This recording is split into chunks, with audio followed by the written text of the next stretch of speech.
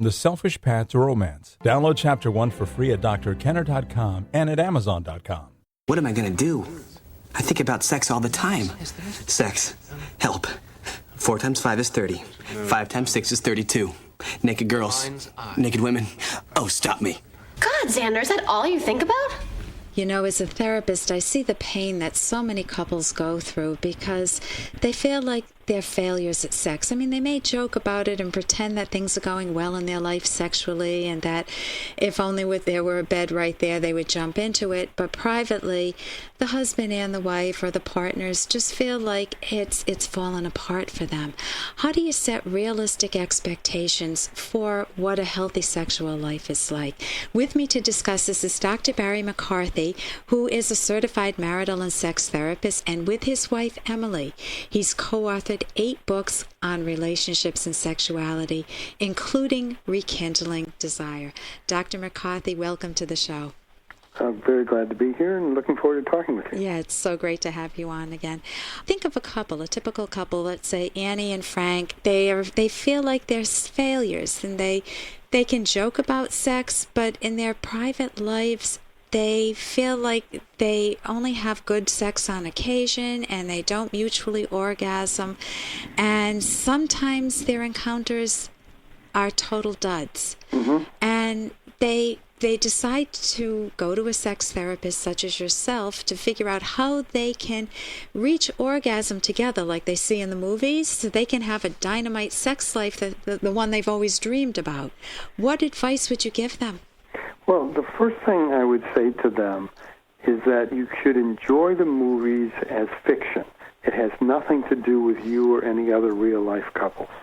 Movies are never about marital sex. It's always about premarital affairs or extramarital affairs, and the sexual performance is always totally perfect in the movies.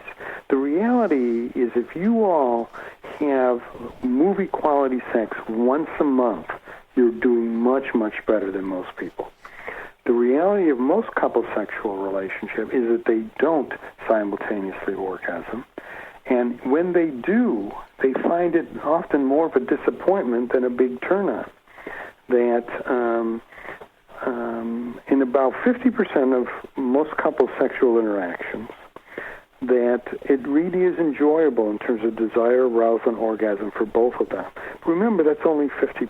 Mm-hmm. Very much more commonly, one person, usually the man, will like it, enjoy it more than the other.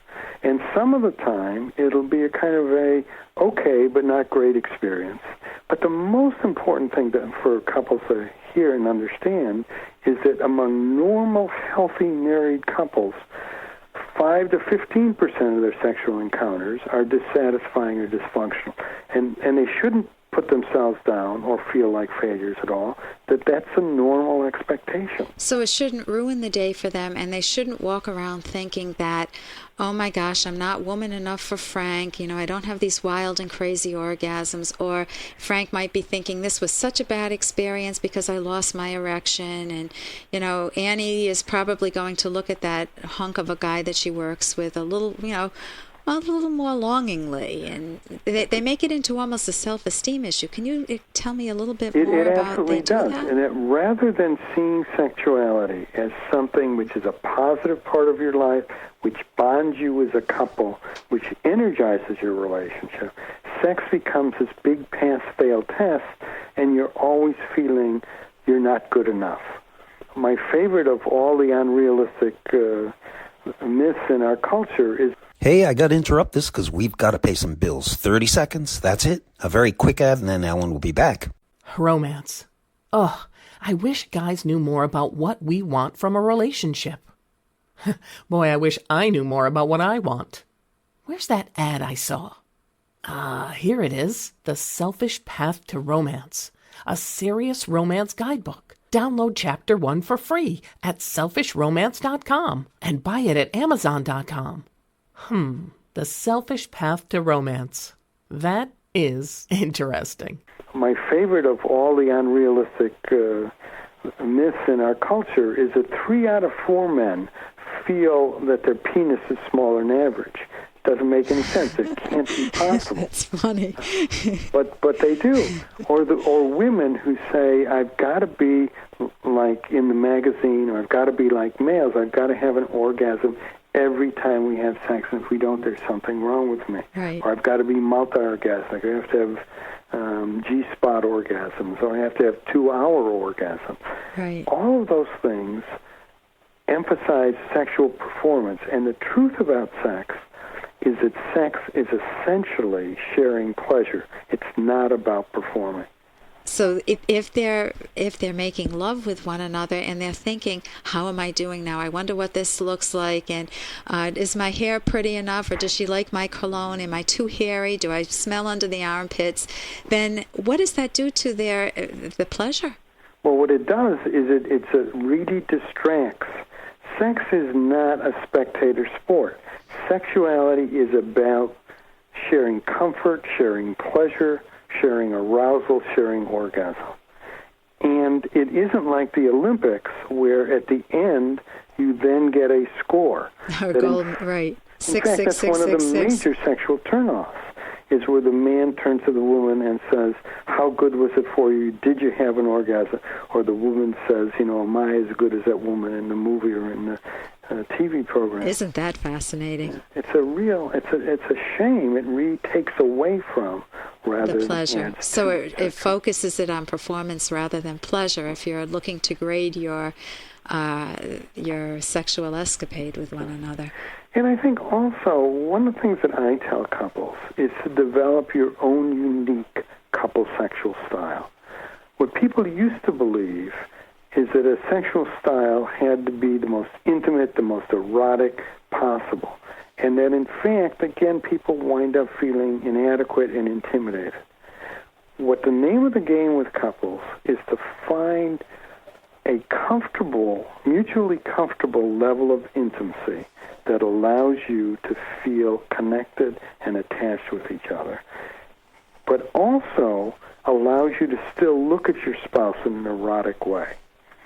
So often, these soulmate marriages, which people are writing and talking about so much, wind up having major sexual problems because there's too much intimacy. You're not really able to talk and to initiate, or you wind up de-eroticizing your spouse, which is, again, a real poison. Right. You had mentioned that, and I'm all for soulmate relationships, so we may have different definitions there. But you talked about typically the husband, wants sex more frequently than the woman. I know there are many cases where that's reversed, but it's more normal for that to be the case. And that if the husband pressures the wife too much, it actually has the effect of de-eroticizing her. Absolutely. And she feels, instead of it something that joins them, she feels pressured or coerced and feels that it becomes a power struggle. When sex becomes a power struggle, it's one of the things that really poisons a healthy sexual And life. then the wife will avoid it, or the husband will avoid it, and then you get into the avoidance strategy, and then they need a sex therapist. Right. Or they need to read one of your books. Dr. Barry McCarthy, with his wife Emily, has written Rekindling Desire, for those of you listening and who may want the book. In terms of how to get one of your books, how would people go about finding out more about you or all of the books that you've written? Well, I suggest going either to the bookstore or to Amazon.com or BarnesandNoble.com. Our books are listed there. The most relevant is the Rekindling Desire book. And the other one I think that's really quite relevant is the prevention book called Getting It Right the First Time, which talks about developing a healthy sexual relationship in the first 2 years of marriage. Actually, one of the things that's been interesting is that I often wind up autographing those books to couples who are about to get married in terms of thinking about starting it off correctly. What a lovely gift. What a lovely wedding gift. Well, thank you so much for joining us today, Dr. Barry McCarthy. Okay, I enjoyed it. For more Dr. Kenner podcasts, go to drkenner.com and please listen to this ad. Here's an excerpt from The Selfish Path to Romance, the Serious Romance Guidebook by Drs. Kenner and Locke. As your relationship develops, notice whether it becomes more positive, more negative, or stays the same. With a great partner, love gradually grows in depth and intensity, and there'll be no contradictory evidence showing that it's not a good match. Your love trajectory, the course your relationship takes, should move in a positive direction. But if, in contrast, the trajectory moves downward, it means you and your partner are discovering more and more things that you don't like about one another. Such relationships are doomed, barring some major turnaround. If the trajectory stays flat, this is also a red flag. Usually this happens because there is no real passion and partners are staying together out of inertia or convenience. You can download Chapter 1 for free by going to drkenner.com, and you can buy the book at amazon.com.